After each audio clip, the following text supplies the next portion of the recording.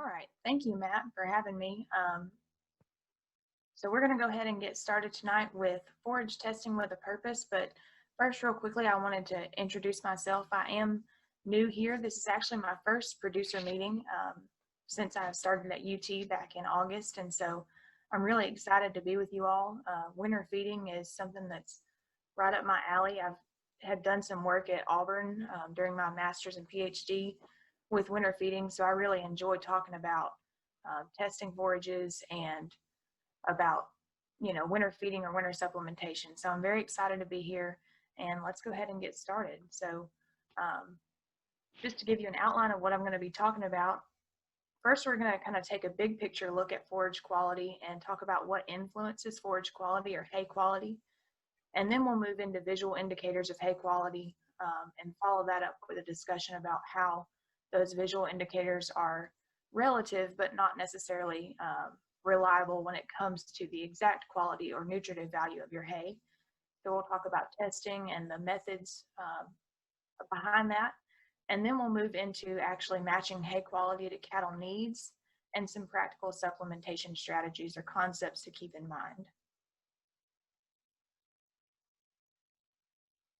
I always like to start out by talking about why this is important, why we really push testing your forages or testing your hay.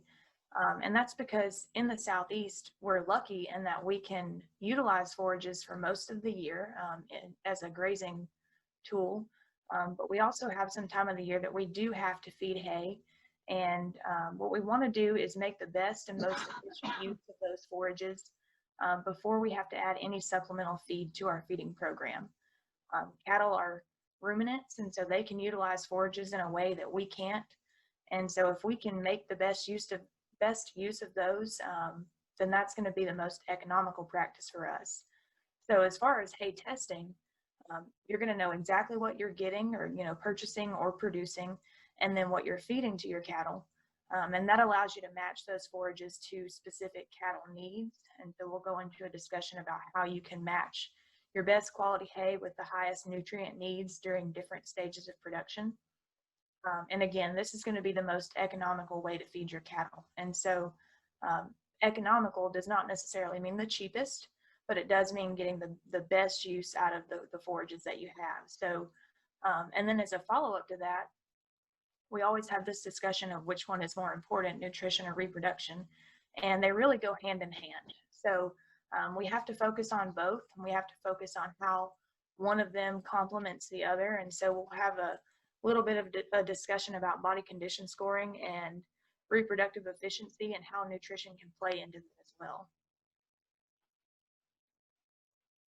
So I want to talk about the different components of forage quality.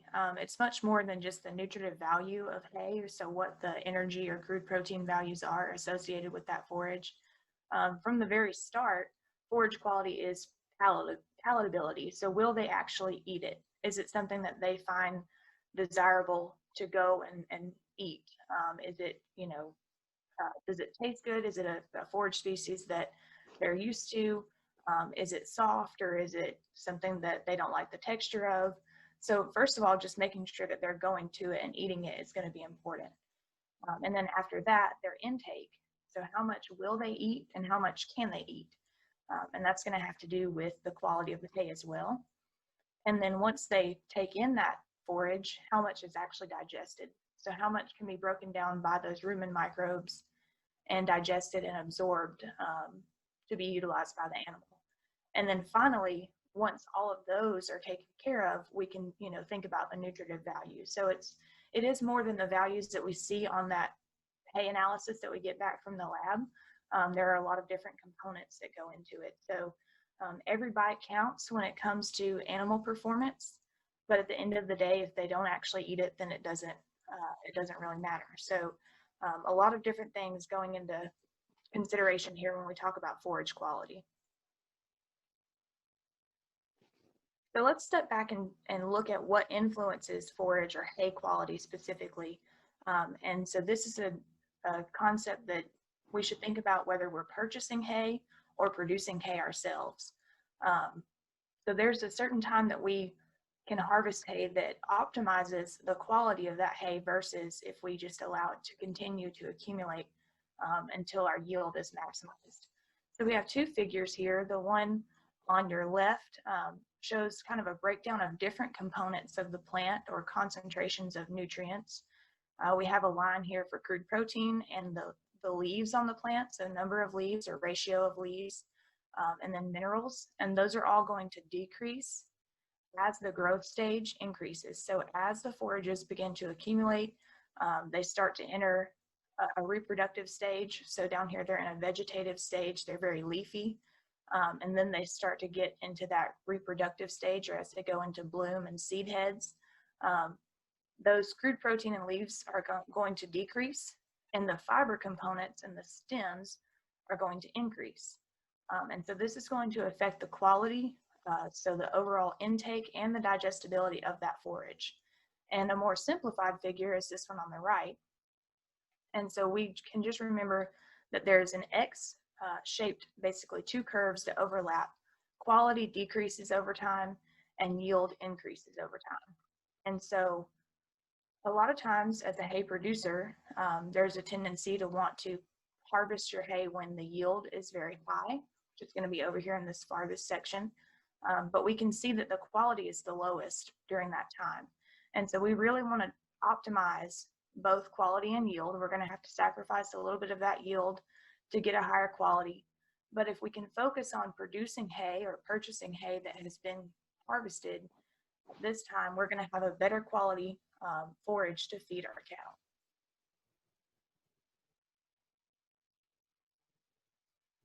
So I want to cover just some information about fiber fractions of the plant.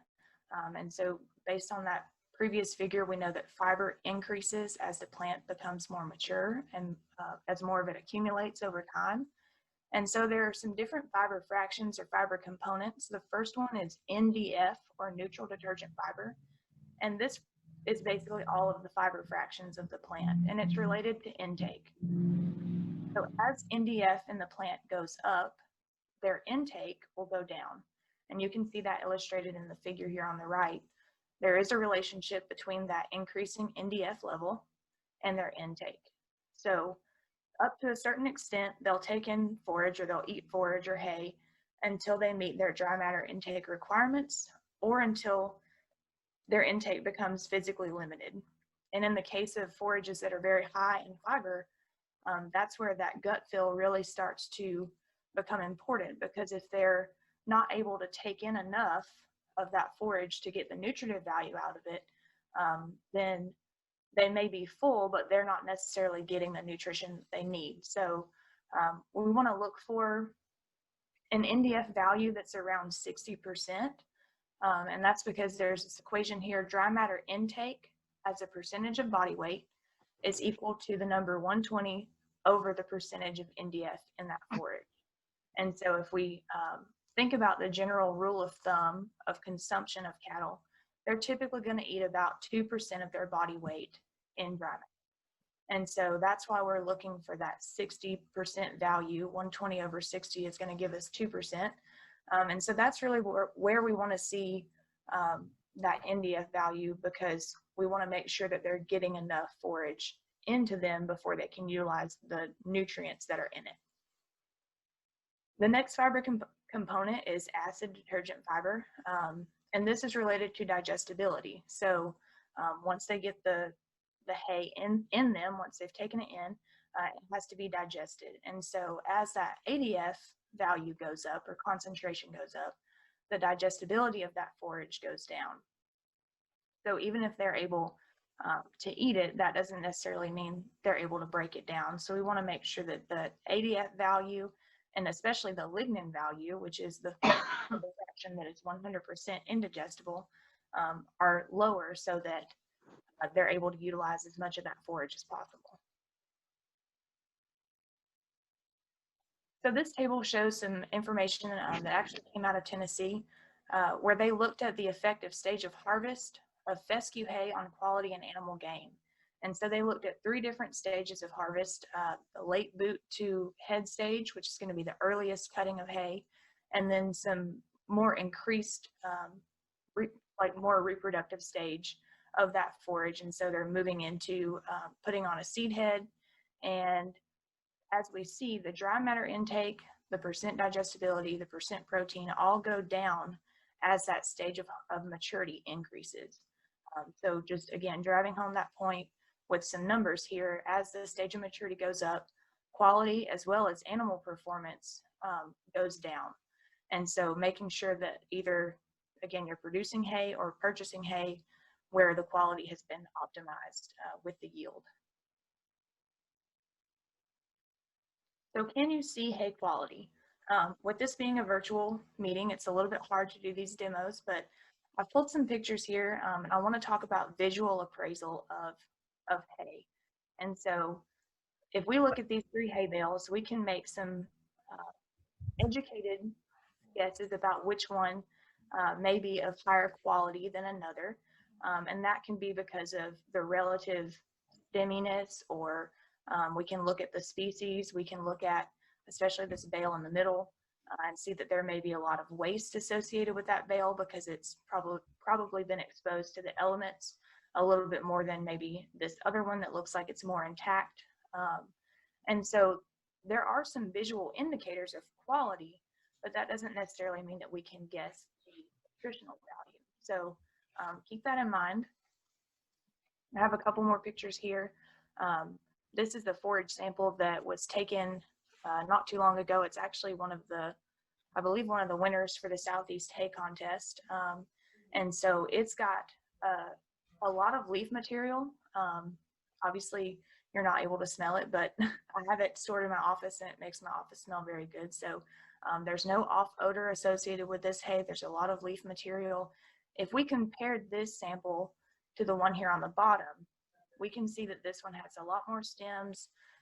And so there are some visual indicators there that tell us, again, the relative quality. We can say this hay may be better than this hay, but we can't necessarily know what the nutritive value is until we test it. So a couple of weeks ago at in-service trainings, we did this demonstration where we had the agents look at these 4 small bales, and they tried to guess the quality of the hay. And so we had them match some of the nutritional values with each hay bale.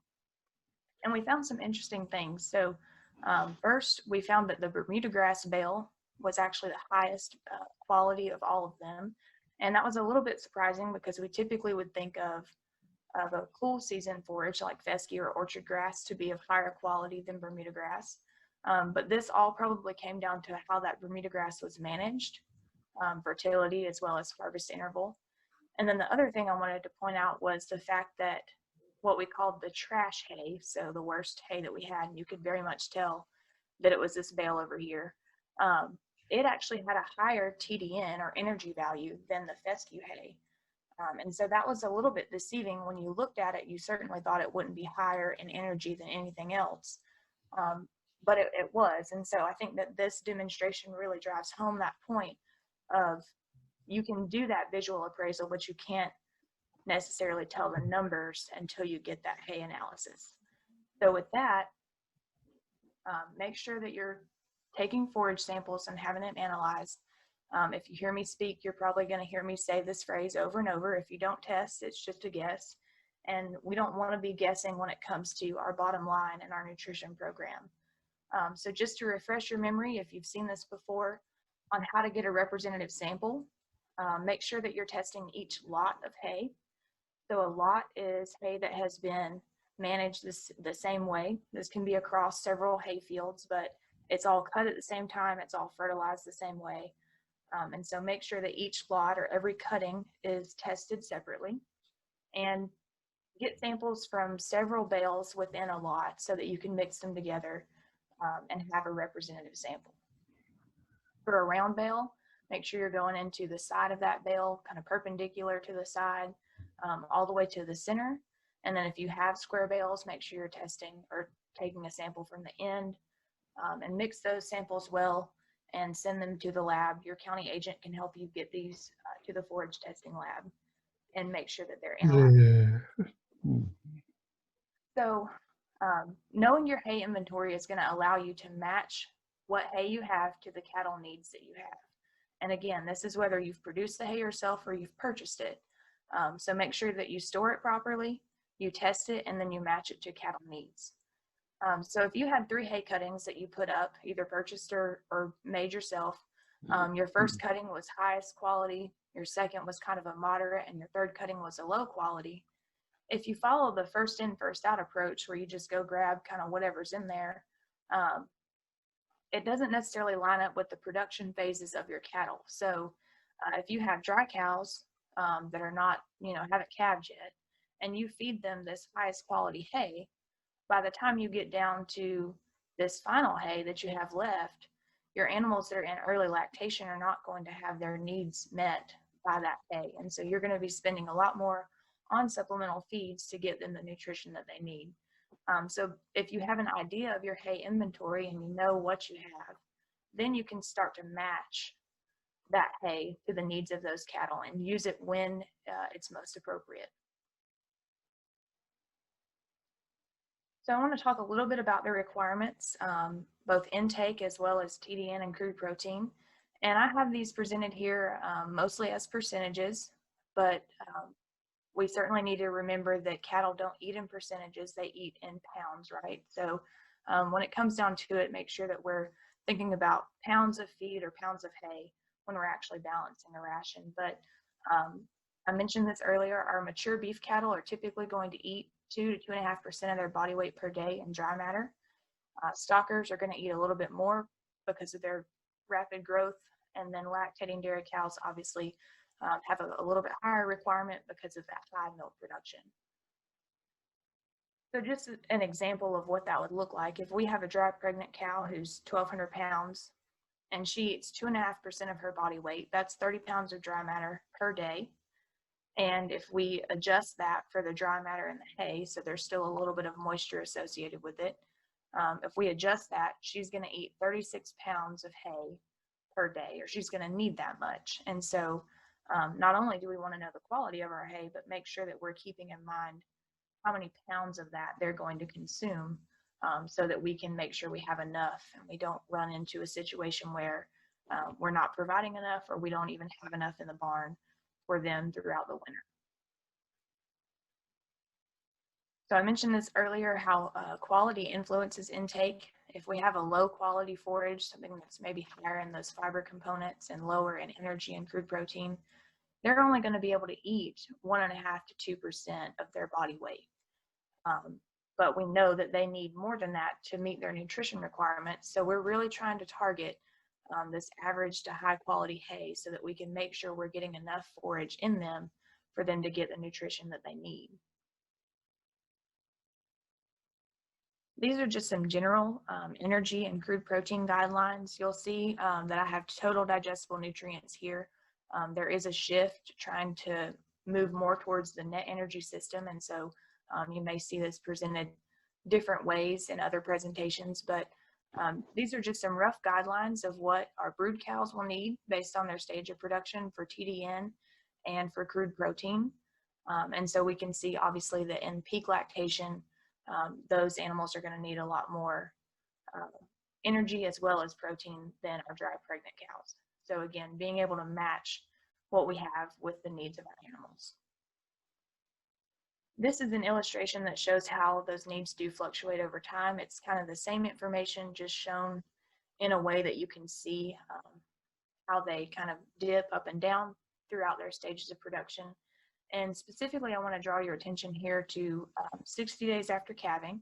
So this is going to be the time that they're in peak lactation. Their requirements are going to be the highest, not only for them to maintain their own body condition, but also to provide milk for that calf on their side. So because of the way that we manage cattle, we want them to be able to breed back and calve once a year.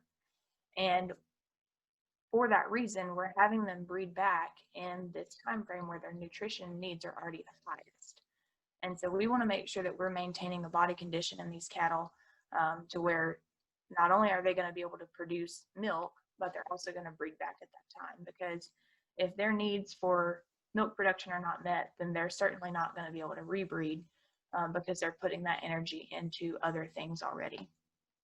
So keeping this kind of peak lactation in mind, I want to talk a little bit about the postpartum interval. This sort of reiterates what I said about breeding back in a timely manner.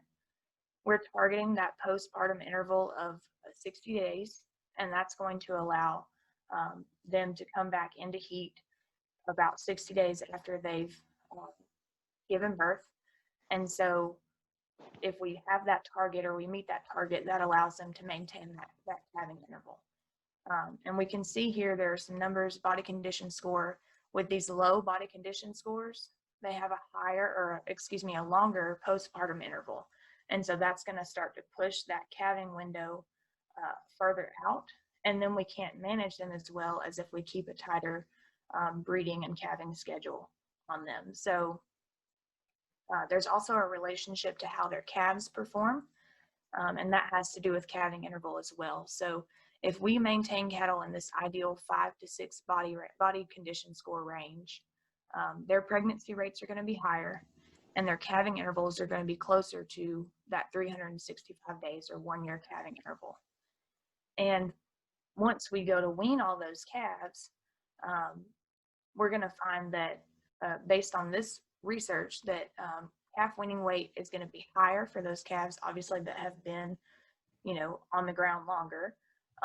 But then if we look at that as a dollar amount per cow exposed, we're getting more money for those cows that we were able to breed back more efficiently because they maintain that body condition of a 5 or a 6. So really it's looking at the big picture of meeting nutritional needs, but also how that goes hand in hand with their reproductive efficiency and their calving interval. So I want to talk real quick about supplementation strategies. The reason that we say that we need a forage analysis is so that we can decide if we even need to supplement.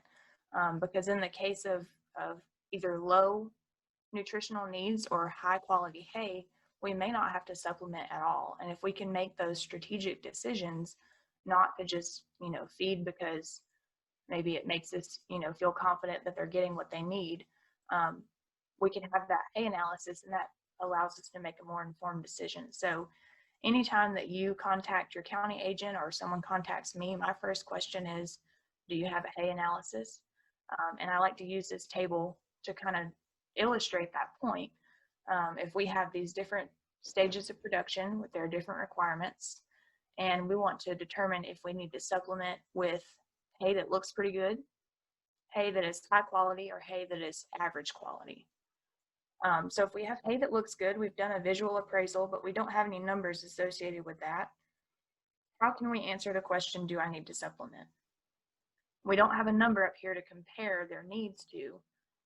So we really don't know if supplement is needed. And that's not going to be, again, our most economical way to meet nutritional needs, because we could either be underfeeding or we could be feeding when it's not necessary. And so we want to make sure we have that hay analysis so that we can be strategic, again, about the supplementation practices that we choose. So in the case of this high quality hay, we have a 62% TDN and a 12% crude protein.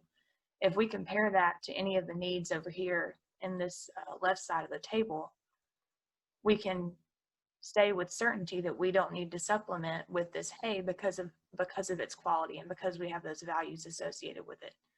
And then if we look at our average quality hay, we don't necessarily need to supplement the dry pregnant cows, but once we hit that peak lactation where those needs start to go up, we're going to need to add some supplement there. And so again, having an inventory of your hay so that you can kind of shift away from your lower quality hay once your cows start calving and meet those requirements is going to be important. I always like to talk very briefly about energy and protein and which one is actually needed.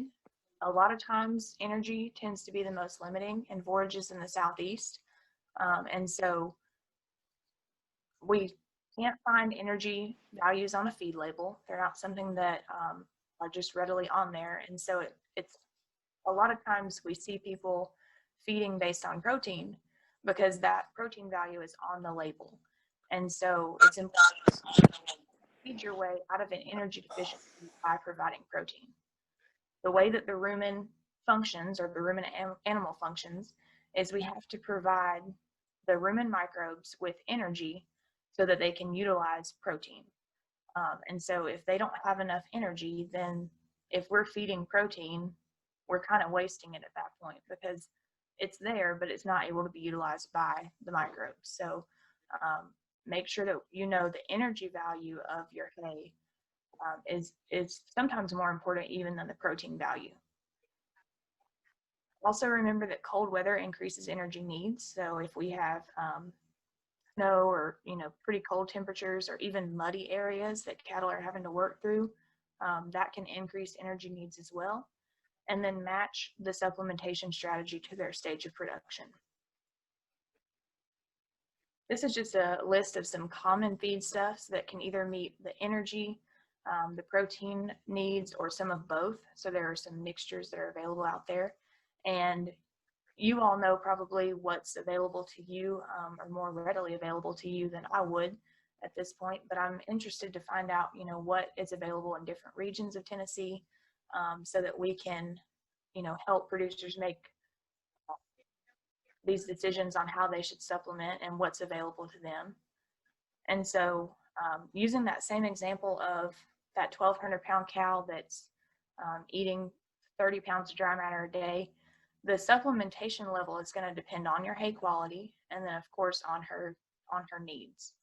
And so I have an example here where this cow was fed hay only, and she has a deficiency in energy because her hay is only of average quality. But we could also meet her needs either with 6 pounds of whole cotton seed or 8 pounds of soy hulls and corn gluten feed. And you can see that both of those matched with the hay quality are going to result in not having a deficiency of energy there. And then the same concept with crude protein. If we feed hay only, we see a deficiency. And again, this is in pounds, so I kind of switched here from that percentages to pounds. But we could either meet her needs again with whole cotton seed or soy hulls and corn gluten feed. So there are some different options. And the way that you select an ingredient or a feedstuff kind of depends on what is available to you. And I'll talk a little bit about that in just a second. But I wanted to bring up the ration calculators. The person that was in this position before me, Jason Smith, did a really good job putting together this forage analysis interpreter. And so what this allows you to do, you have to obviously have that forage test, but you can go in and put the nutritive value from that forage test into this calculator. You can select the stage of production for your cows, and this is for brood cows. It's not expanded yet. That's a possibility, but it's just covering brood cows for now.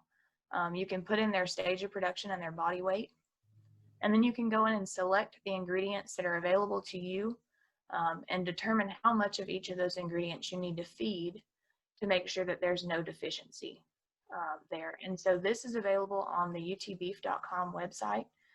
Your county agent can help you to utilize this, and it's a really simple tool for producers to use that hay analysis to its full capacity, to really be able to maximize, that forage test and actually make a feeding decision based off of it.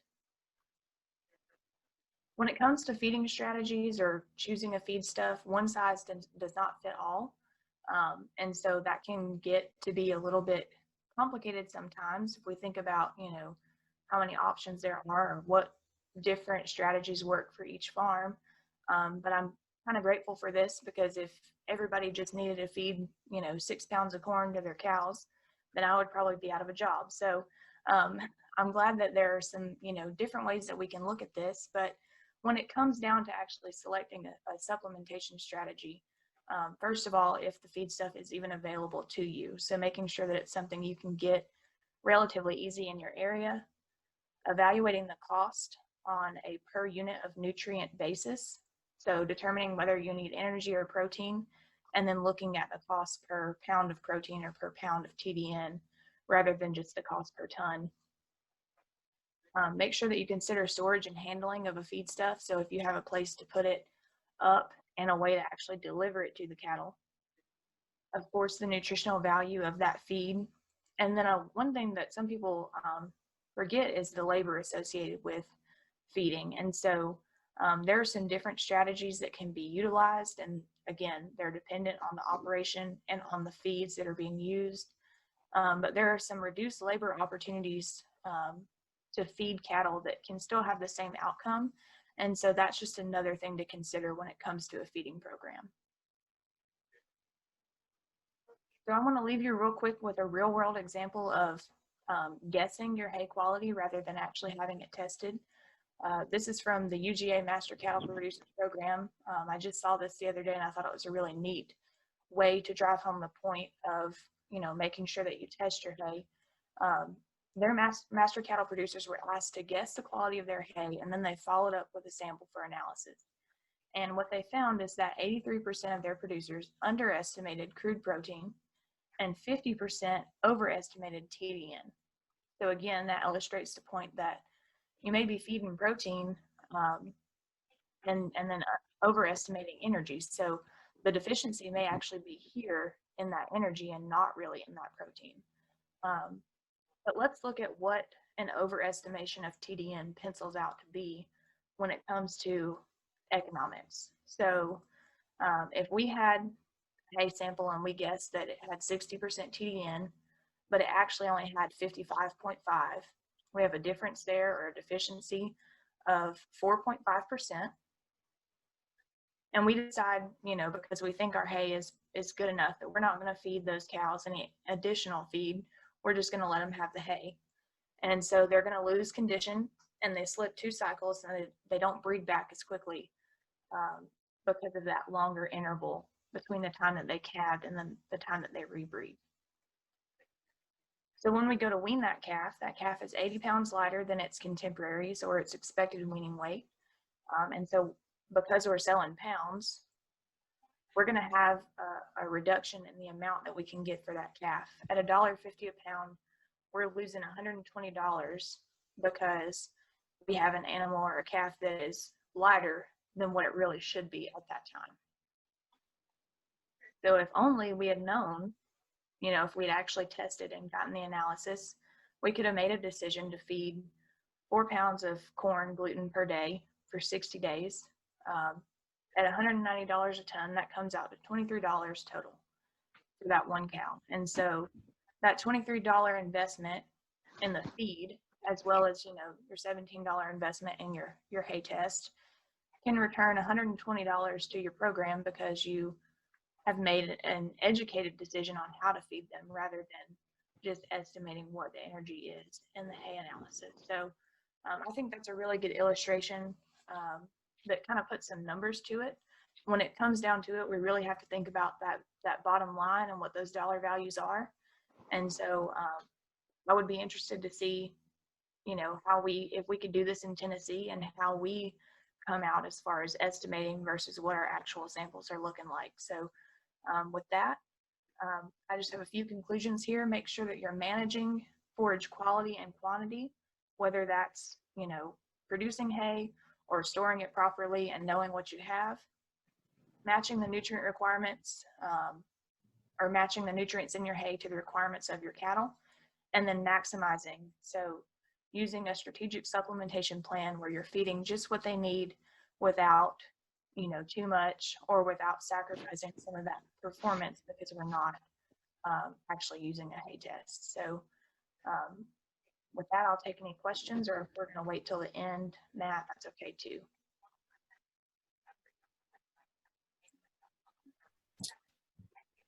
All right, thank you very much, Katie. That was very informative. You've done a good job. Some of you, if you are interested in getting some hay sampled, I would encourage you to visit with your extension agent. I also put a link to our Soil, Plant, and Pest Center on where you can get your sample sent to do a hay sample, and that is located in the chat box.